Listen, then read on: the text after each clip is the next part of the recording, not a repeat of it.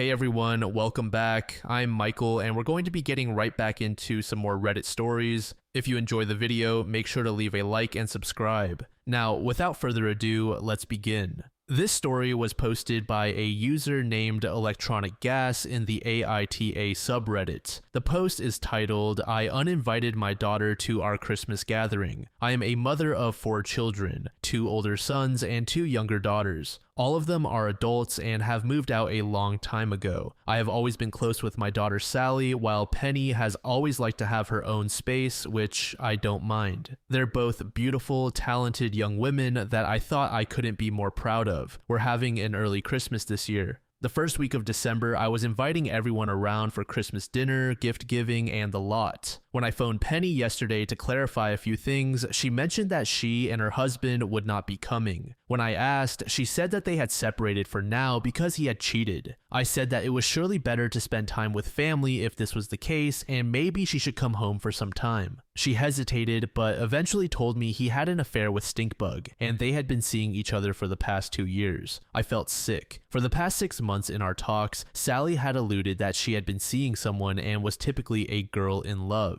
I uninvited Sally to the Christmas gathering and blocked her. I don't know if I'm able to deal with her before Christmas, but this is family time and family can't hurt each other like that. I'm at a loss in all honesty. Penny is now coming, which is good because at this time she needs the stability of people who love her, in my opinion. The problem is that Sally naturally thinks I'm in the wrong. She says it's none of my business, and as her mother, I can't block her and remove her from the family. My sister thinks I shouldn't get involved in their personal lives, which I think is nonsense. My daughter needs us right now, but then she tells me I have 2 daughters to think about, which I think isn't true. Sally has forfeited that right at the moment. Thankfully, my husband is liaising with Sally at the moment, but he is also in solidarity with me. So are we in the wrong for uninviting a daughter for Christmas? Edit, my husband showed me that this had gotten a lot of responses. Too many for us to answer them all, but we will be reading through before bed. A small update. Penny's mother-in-law found out. While Penny and I have only spoken a few times, she did dote on Penny, and I know Penny got along well with her. I haven't spoken to her personally, but I know she phoned my daughter and was really supportive and crying. My sister said that if Sally isn't invited, then she isn't going either, which is fine by me. She wasn't invited in the first place due to the pandemic. Otherwise, I've been working and doing some crochet, so it's been quiet. Update. My Christmas gathering was yesterday, and my son and husband wondered if I would post an update for you all. It's been rather uneventful, but I've been equally surrounded by warmth and love while also feeling heartbroken and lonely. First of all, since my post, my husband has been teaching me to use Reddit. I've really enjoyed being in some craft communities. My daughter Penny has been staying with us. She works from home.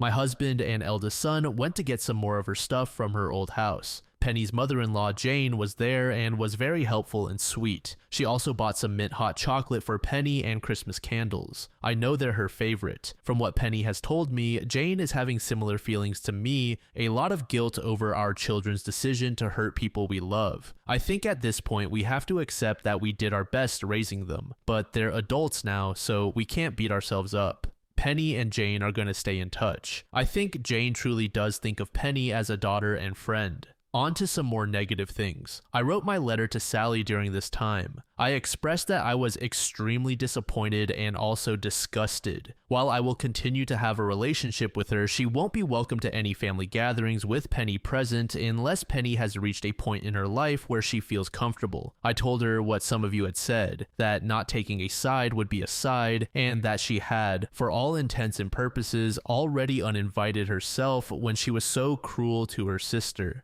Sally apparently came up on Friday and knocked on the door. I was out shopping at the time. My husband spoke to her. Apparently, Sally and Michael, my son-in-law, are going to continue their relationship. I will not support it in any way or form. She may be my daughter, but that man is not welcome. I am supporting Penny through the divorce, and if Sally ever expects money for the wedding or a house, then she's a very naive girl. My husband sent her away, after which Sally said we'd have to get over it someday. Otherwise, the Christmas gathering was lovely. It was strange not getting drunk and playing board games due to COVID, but still a pleasant time. My hip hurts from the cooking, but my husband and Penny did the cleaning up, so who's the real winner? I hope you all have a wonderful day. Thank you very much for your kind words when I last spoke to you. Edit, I know some are concerned about COVID, but please know that we live in a country with very few cases and we met within government guidelines. Update 2. I hope this message finds you well. A lot has changed since I last spoke with you all, so I would like to update you because I am finding things a bit difficult right now. First of all, Penny is doing well. She met someone new about a year ago. They're incredibly supportive and sweet, and they made such an effort to get to know me and my husband. Penny was still living with me when she started seeing them, so I got to watch their relationship develop, and although Penny is a grown woman, I couldn't help but be reminded of when she was a child and having crushes. It was very endearing, and I'm glad I got to witness firsthand the smile her new partner gives her. Penny also got a new job and has moved to Ireland with her partner. Sally and Michael have continued their relationship. I don't have a lot of love to give Michael. I am civil enough, but frankly, it is difficult for me to become invested in their relationship at all. Michael recently asked my permission to marry Sally, which was disrespectful, to say the least. Penny still lived with me last Christmas, so again, they were not invited. I am not hosting this Christmas and am instead going to visit my eldest son. He and his wife had a little boy at the beginning of this year. They've asked me to stay with them for a little while so I can help with the cooking and cleaning as they have been struggling a little bit. Finally, my husband passed away 9 months ago. He fell while on a walk and hit his head, and was there for some hours before someone found him. It's been a difficult transition, to put it mildly. Being a little bit on the older side, I've lost a fair few people in my life, and while I did grieve, I always had the strength to continue.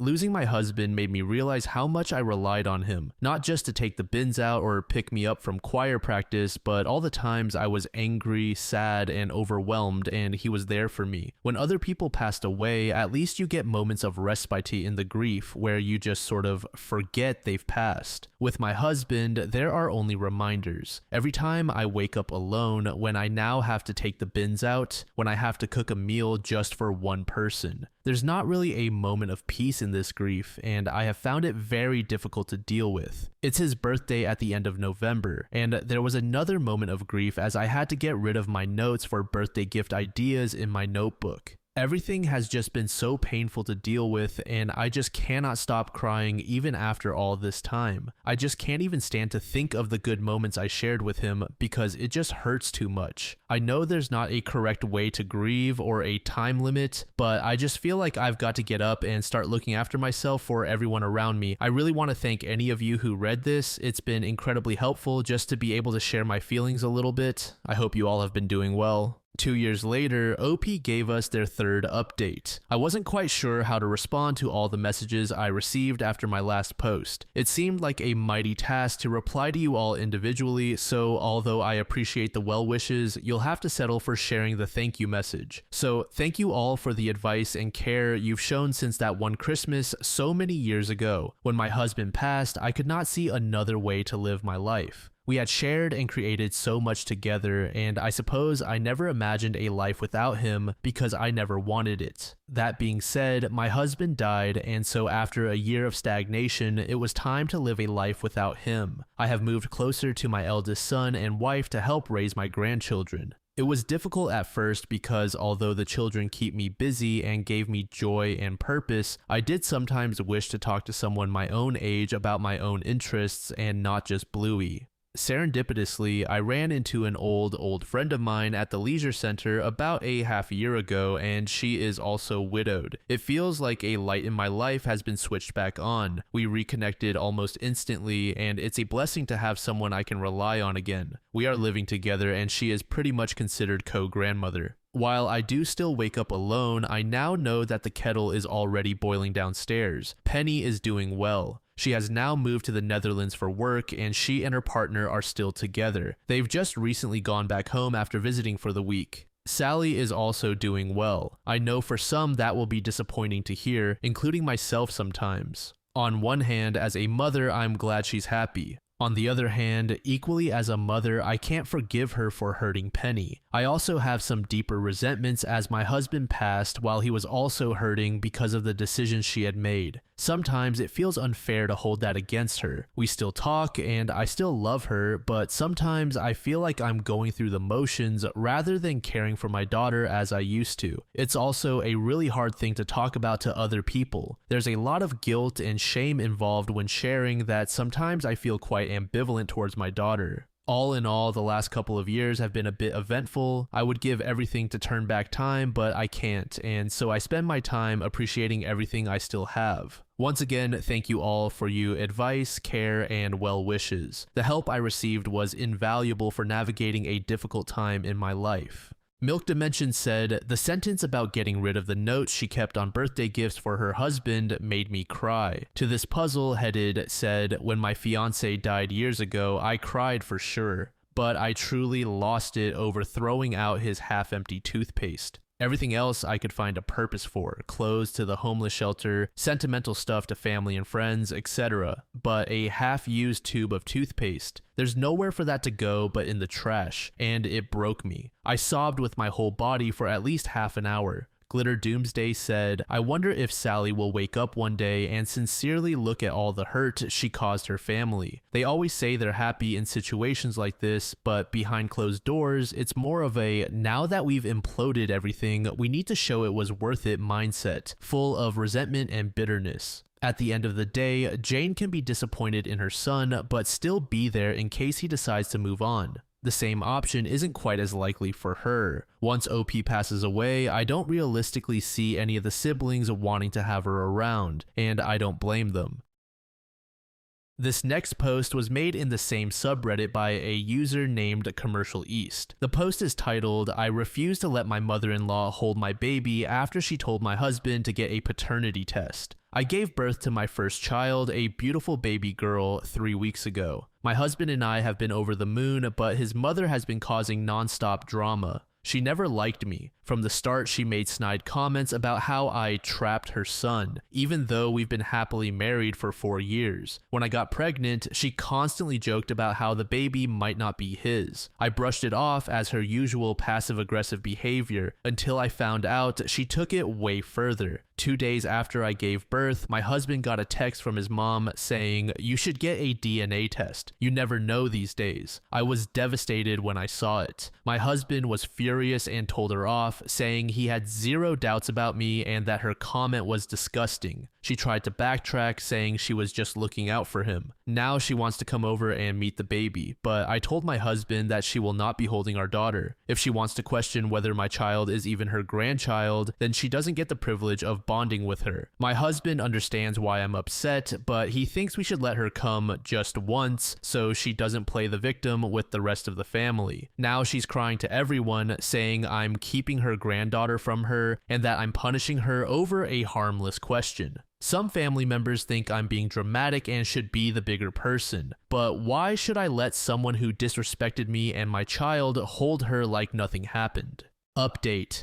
Well, I wish I could say things got better, but my mother-in-law made sure that didn't happen. After my husband told her off, I thought she'd at least try to apologize, but instead she doubled down. She started calling my husband, telling him I was turning him against his own mother, and that I was overreacting to a simple question. She even pulled the classic victim act, crying to the rest of the family about how I was keeping her grandbaby from her. Then things took a ridiculous turn. I found out from my sister-in-law that my mother-in-law was actually trying to get a DNA test done behind our backs. Apparently, she was hoping to get a strand of my baby's hair or some spit to confirm the truth. When my sister-in-law told me, I was absolutely done. I told my husband that until she apologizes, not a fake "I'm sorry you're mad" apology, but a real one, she is not welcome around me or my daughter. Thankfully, my husband backed me up 100%. He told his mother that if she can't respect his wife and child, then she doesn't deserve to be part of our lives. My mother-in-law lost it. She went full drama mode, telling everyone I was tearing the family apart and that she might never recover from this heartbreak. At this point, I don't even care. She disrespected me, she disrespected my marriage, and she disrespected my child. Actions have consequences. So yeah, my mother-in-law still hasn't met the baby, and unless she does some serious apologizing and self-reflection, she won't be anytime soon. Update 2. Well, I wish I could say things got better, but nope. My mother-in-law has somehow managed to make things worse. After I refused to let her hold my baby, she went on a full-blown smear campaign against me. She told extended family that I was controlling and keeping her granddaughter away out of spite. She conveniently left out the part where she accused me of cheating and demanded a DNA test. The worst part, my husband is starting to waver. He still thinks what she said was disgusting, but now that some relatives are siding with her and saying I'm being too harsh, he's wondering if we should just let her see the baby once and move on. I told him point blank. She questioned our child's paternity. She disrespected me and by extension, you and our daughter. If we let this slide, what's next? Now he's torn. I can tell he wants to back me up, but he also doesn't want to be the bad guy in his family's eyes. I don't care about being the villain in my mother-in-law's story, but I do care about my husband having my back. So now I'm wondering, am I fighting a losing battle here? Is this the hill I should die on? Because right now it feels like my mother-in-law is winning by playing the victim and I'm the one being treated like the unreasonable one. This last post was also made in the AITA subreddit by a user named Tarfler. The post is titled, "I gave away my boyfriend's Lord of the Rings collection items. I'm still on lockdown here in my home, and since I have nothing better to do, I have been decluttering like crazy. I live with my boyfriend of 8 years, Robert, who is also on lockdown. He has gone through many phases, and I have supported every one of them. However, he never sticks with them and often gets rid of whatever stuff he collected a few years later. For the past month, I have encouraged him to clean out his gaming room area into 2 boxes, stuff to sell online and stuff to give away. I knew some of his stuff was valuable, but I had no clue what was and what wasn't. One time, he gave away a collectible sword from another phase that I could have sworn he paid a ton of money for, but then he told me he got it on eBay for $10. Like, I really have no clue and we keep our money separate, so I never know and don't ask. Well, he set 2 huge garbage bags on the floor in front of the bins Friday night. I asked him when he was going to sort them. He told me he was tired of thinking about it and sent me a list of everything he remembered putting in there and where to put what. I was a little frustrated, I won't lie, but I did it anyway without complaint. At the end of sorting, I texted him a picture as well as a list of the stuff that he didn't tell me about, and then he texted back telling me where to put them. It's important to note 2 things. 1, he was very vague when it came to the items like figurines, giveaway, Xbox games, sell kind of deal. 2,